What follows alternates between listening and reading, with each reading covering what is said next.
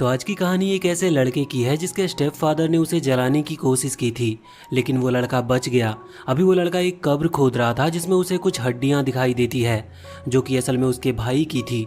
वैसे वो वापस घर आता और टेलीविज़न ऑन करता है, जहाँ पर वो अभी जो मूवी देख रहा था वो एक सीरियल किलर के बारे में थी। उसमें जब दो कपल आपस में किस कर रहे थे, उसी दौरान वो सीरियल किलर वहाँ पर आता है और उन कपल्स को खत्म कर देता है। अब ये सीन देखने के बाद जैक को बहुत ही अच्छा फील हो रहा था। वो समझ गया था कि उसे लाइफ में क्या करना है। वो तुरंत ही चाकू उठाता और अपने पेरेंट्स के रूम में आता है, जहाँ पर वो उन दोनों को खत्म कर देता है। इसके बाद अब वो अपने रूम पर रह नहीं सकता था, इसीलिए अब उसकी जर्नी स्टार्ट होती है। वो जब जंगल के रास्ते से जा रहा था तभी एक कार उसके पास से गुजरती है, जो कि वहाँ का पानी उसके ऊपर उड़ा देती है। उस कार में एक लेडी बैठी हुई थी जो बाहर निकलकर जैक से माफ़ी मांगने लगती है, लेकिन जैक उसके पास आता और वो लेडी देखती है कि जैक के कपड़ों पर खून लगा है, जो देखकर वो बहुत ही ज़्यादा डर गई थी। लेकिन जैक अभी मूवी के उस सीन को याद करते हुए उस लेडी को भी खत्म कर देता है। अब उसकी बॉडी को वहाँ पर से हटाते हुए वो उसकी कार में बैठ गया था और वहीं पर सो गया था। अब सुबह अचानक से कोई उसकी कार के गेट पर नॉक करता है, जिसके बाद जैक जब गेट खोलता है तो वहाँ पर एक बूढ़ा आदमी था, जिसे देखकर उसने तुरंत ही अपना चाकू उठा लिया था उस बूढ़े आदमी को मारने के लिए। लेकिन उसे पता चलता है कि वो बूढ़ा आदमी देख नहीं सकता। वो जैक से पूछता है कि क्या वो अपने पेरेंट्स के साथ यहाँ पर आया है, जिस पर जैक कहता है कि नहीं, वो खो गया है। अब तभी जैक के पेट से आवाज़ आती है और वो बूढ़ा आदमी समझ जाता है कि जैक को भूख लगी है। भले ही वो देख नहीं सकता था, लेकिन फिर भी वो जैक को अपने साथ चलने को कहता है। बाद में वो जैक को अपने घर पर लेकर आता है, जहाँ वो उसे कुछ खाने को देता है। जैक खाना खा लेता है, लेकिन इसके बाद वो उससे पूछता है कि आखिर उन्होंने उसकी मदद क्यों की। इस पर बूढ़ा आदमी कहता है कि वो कई सालों से अकेला रह रहा है, इसी वजह से उन्हें अकेला फील होता है। और जब उन्होंने जैक को देखा तो उन्हें लगा कि उसे घर लेकर आना चाहिए और उससे कुछ बात करनी चाहिए। अब रात हो चुकी थी, इस वजह से जैक सो जाता है। बूढ़ा आदमी भी अपने कमरे में जाकर सो चुका था, लेकिन अब अचानक से रात को जैक को अंधेरे के अंदर वो फीलिंग उमड़ती है कि वो किसी को ख़त्म करे। इस फीलिंग को ख़त्म करने के लिए वो तुरंत ही अपने चाकू को उठा लेता है और बूढ़े आदमी के कमरे में आ जाता है। लेकिन वो बूढ़ा आदमी को चाकू मार नहीं पाता, क्योंकि वो ऐसा करना नहीं चाहता, लेकिन अभी उसे इस फीलिंग को ख़त्म करना था। इसीलिए वो तुरंत ही वो घर छोड़कर टाउन की तरफ आ गया था। यहाँ टाउन के अंदर आने के बाद उसे अपना पहला शिकार मिलता है और वो तुरंत ही अपने चाकू से उसे मार देता है। बाद में वो देखता है कि उसका चाकू अब किसी काम का नहीं, इस वजह से वो उसे वहीं पर फेंक कर वापस से बूढ़े आदमी के घर पर लौट आता है।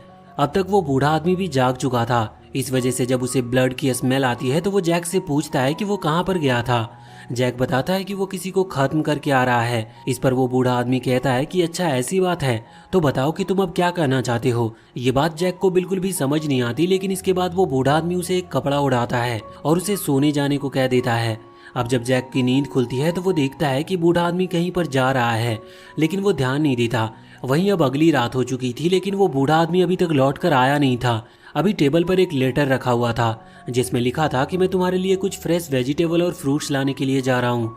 लेकिन जैक को पढ़ना नहीं आता था, इस वजह से वो पढ़ नहीं पाता कि उस पर लिखा क्या है, और उस लेटर को वहीं पर फेंक देता है। कुछ और देर इंतजार करने के बाद जब वो बूढ़ा आदमी लौट कर नहीं आता तो इस पर जैक को बहुत ही गुस्सा आता है और वो उनके घर को तोड़ते हुए एक चाकू को ढूंढ लेता है और उस चाकू को लेकर सीधा वहां से बाहर निकल आता है। अभी जब वो रास्ते में जा रहा था तो यही सोच रहा था कि शायद वो बूढ़ा आदमी उसे इसीलिए छोड़कर चला गया क्योंकि वो भी उसे सभी की तरह पसंद नहीं करता। पर तभी रास्ते में उसे बहुत सी भीड़ दिखती है, जो कि अभी एक पुलिस कार के पास खड़ी हुई थी। तभी जैक नोटिस करता है कि पुलिस के पास में एक बॉडी डली हुई है, जो कि असल में उसी बूढ़े आदमी की बॉडी थी। इसके बाद ये सीन यहाँ से चेंज होता और हम एक लड़के और उसकी गर्लफ्रेंड को देखते हैं, जो कि अभी एक कैंप फायर के पास बैठे थे। वो लड़का कह रहा था कि उस बूढ़े आदमी के पास से हमें अच्छा खासा पैसा मिल गया। असल में इन दोनों ने ही मिलकर उस बूढ़े आदमी को खत्म किया था उनके पैसे लेने के लिए। लेकिन तभी वो लड़का सामने जैक को नोटिस करता है। जैक के कपड़ों पर खून लगा था, ये देखकर वो दोनों ही घबरा जाते हैं और जैक के हाथों में अभी चाकू भी था। यहाँ पर जैक तुरंत ही आगे बढ़कर उस लड़के को मार देता है, जिसके बाद अब वो उसकी गर्लफ्रेंड पर भी हमला कर रहा था। पर यहाँ पर अभी जैक को उस बूढ़े आदमी की बात सुनाई दे रही थी कि ये सब करने के बाद आखिर वो करना क्या चाहता है। जिस पर जैक कहता है कि वो दुनिया में हर एक खुश इंसान को खत्म करना चाहता है। वो नहीं चाहता कि कोई भी खुश रहे। वो ये बात समझ गया था कि वो धीरे धीरे मॉन्स्टर बनने वाला है, लेकिन उसके मन में एक ही बात घूम रही थी कि बूढ़े आदमी को नहीं मरना चाहिए था। वैसे सिर्फ जैक वो अकेला व्यक्ति नहीं है जिसके साथ ऐसा कुछ हुआ हो, हमें एक दूसरी लड़की भी दिखाई जाती है। अभी हम यहाँ पर जैक से बाद में मिलेंगे, उससे पहले हम रेचेल नाम की एक लड़की को देखते हैं। उसके पेरेंट्स आपस में अक्सर लड़ते रहते थे।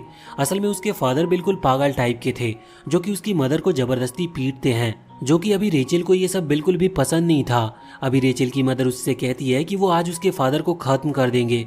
इसके लिए वो एक गन भी लेकर आई थी जो उन्होंने कबर्ड में रखी हुई थी, पर रेचेल उन्हें ऐसा करने से मना करती है। लेकिन इसके बाद वो रेचेल को भी मारते हुए उसे अपने कमरे में भेज देती है। अब कुछ देर के बाद जब रेचेल को आवाज सुनाई देती है तो वहाँ कमरे में आकर वो देखती है जहाँ भी रेचेल के फादर उसकी मदर को जान से मार चुके थे। ये देखकर वो बहुत ही घबरा जाती है, जिसके बाद उसके फादर अब उसी की तरफ उसे भी खत्म करने के लिए आगे बढ़ रहे थे। रेचेल तुरंत ही वहां से भागती है और अपने कमरे में आती है जहां पर उसका डॉग था। वो उस डॉग से कहती है कि उसे घबराने की जरूरत नहीं, लेकिन इतने में ही गेट तोड़ते हुए उसके फादर वहां पर आ गए थे, जो कि कह रहे थे कि उसे वो नहीं छोड़ने वाले। अभी रेचेल तुरंत ही उस कबर्ड के पास भागती है जहां पर वो गन रखी हुई थी और उस गन को बाहर निकाल लेती है। वो बताती है कि ये गन उसकी मदर की है और इतना कहते ही वो गोली चला देती है, जिसके बाद उसके फादर वहीं पर मारे जाते हैं। अगले सीन में हम देखते हैं कि अभी वो एक हॉस्पिटल में थी जहाँ पर थेरेपिस्ट उसकी ये स्टोरी सुन रहा था और ये सुनने के बाद वो थेरेपिस्ट उसे